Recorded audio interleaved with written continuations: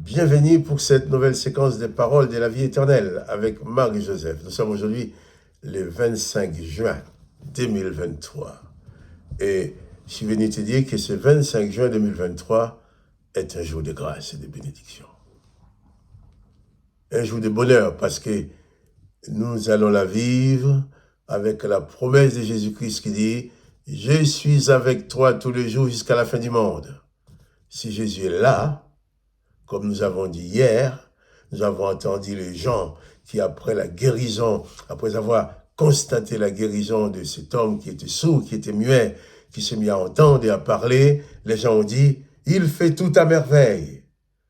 Eh bien, c'est Jésus qui fait tout à merveille, te dit aujourd'hui, te redit aujourd'hui, je suis avec toi tous les jours, jusqu'à la fin du monde.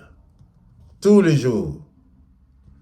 7 sur 7, 24 sur 24, nuit et jour, Jésus-Christ est avec toi.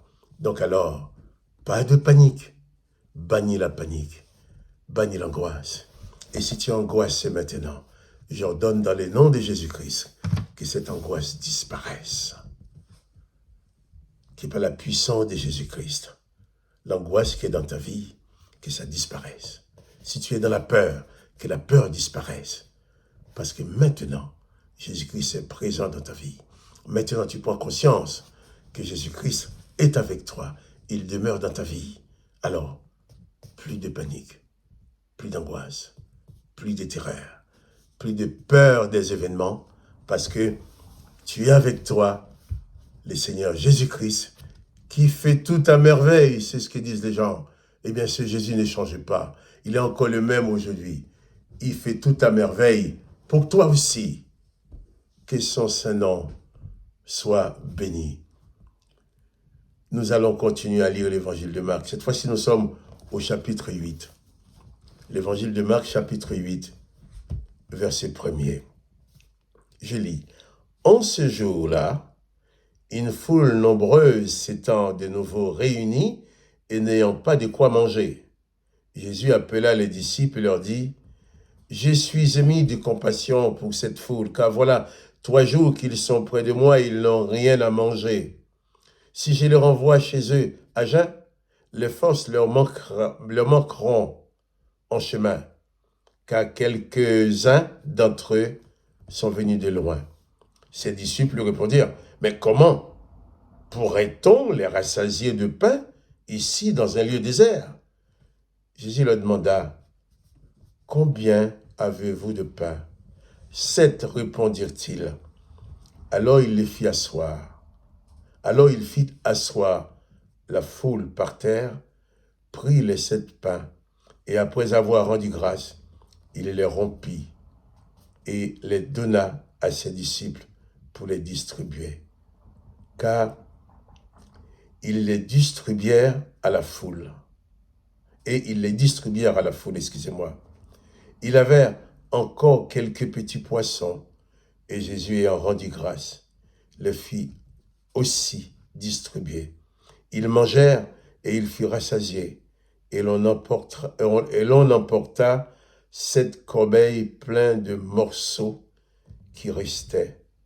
Ils étaient environ 4000. Ensuite, Jésus les renvoya. Eh bien oui, effectivement, il fait tout à merveille. Non seulement il guérit les sourds, il ouvre les oreilles des sourds, il délie la langue des muets, mais maintenant il leur donne à manger. Jésus, devant la foule, ému de compassion. Jésus comprend la misère humaine. Il comprend la souffrance humaine. Jésus comprend quand tu as faim, quand il te manque quelque chose. Jésus va dire à ses disciples, eh bien, on ne peut pas envoyer les gens comme ça. Le texte dit, Jésus est ému de compassion pour cette foule. Car voilà, Jésus dit, je suis ému de compassion pour cette foule. Car voilà 3 jours qu'ils sont près de moi, ils n'ont rien à manger. Peut-être ceux qui avaient apporté à manger, ils ont tout mangé, c'est fini pendant 3 jours. Jésus savait que s'il les renvoyait comme ça, Ils allaient être trop faibles pour prendre la route. Ils n'avaient pas le train, il n'y avait pas l'avion, il n'y avait pas de voiture. Ils étaient à pied. Et les disciples sont étonnés. Mais chose bizarre, c'est que même quand les disciples ont vu les merveilles que Jésus avait déjà accomplies, que même les peuples disaient, il fait tout à merveille, ses propres disciples disent, mais comment va-t-on faire pour rassasier tous ces gens-là? C'est pas possible. Comment va-t-on les rassasier de pain? Et Jésus va lui demander, combien de pain avez-vous? Le peu de pain, le peu de poisson qu'il y avait. Jésus rend grâce. Jésus bénit la nourriture. Et il la multiplie. Donc, 4000 personnes ont pu manger et ils ont emporté 7 corbeilles pleines de morceaux qui restaient. Quand la misère te guette, quand la faim te guette, il n'y a plus rien. Si tu as du mal à trouver de quoi te nourrir, de quoi te vertir, de quoi vivre, regarde vers Jésus. Il fait tout à merveille. Il aura toujours une solution pour toi. Dans sa puissance, par sa puissance. Là, Jésus manifeste d'une part ses compassions et ensuite sa puissance, son pouvoir de multiplier la nourriture. J'imagine celui qui avait les quelques pains et quelques poissons aurait pu dire, ah non, moi, c'est à moi, c'est bon, c'est à moi, c'est pas... Non, il les a mis à la disposition du maître. Et le maître a nourri 4000 personnes avec. Il est dit aussi, Jésus donna des morceaux à ses disciples pour distribuer aux autres. Toi, en tant que disciple de Jésus-Christ, tu reçois des choses aussi que tu dois distribuer aux autres, que tu dois donner aux autres dans le nom de Jésus. Ton témoignage, ce que Jésus a fait pour toi, et peut-être aussi de ce que tu as mangé. Tout ce qu'on reçoit de Dieu, on peut partager avec les autres. Jésus-Christ fait tout à merveille. Il t'accompagne dans les moindres petits détails, même quand tu as faim. Jésus aurait pu dire, bon, ces gens-là, j'ai guéri les malades, j'ai fait tout maintenant, eh bien, qu'ils soient courageux, qu'ils prennent la route, qu'ils rentrent chez eux. Mais non, Jésus était ému de compassion. Même les tout petits détails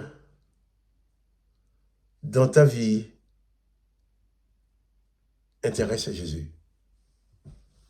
Quand on dit, oh, mais c'est un détail, ça, c'est un détail, mais ça n'en sait rien, c'est un détail, ça. Eh bien, ce qu'on dit, c'est un détail, pourvu que ça te concerne. Jésus prend les détails au sérieux. Parce qu'il t'aime, il veut ton bonheur. Jésus ne veut pas laisser les petits détails gâcher le bonheur qu'il te donne. Parce qu'il est avec toi.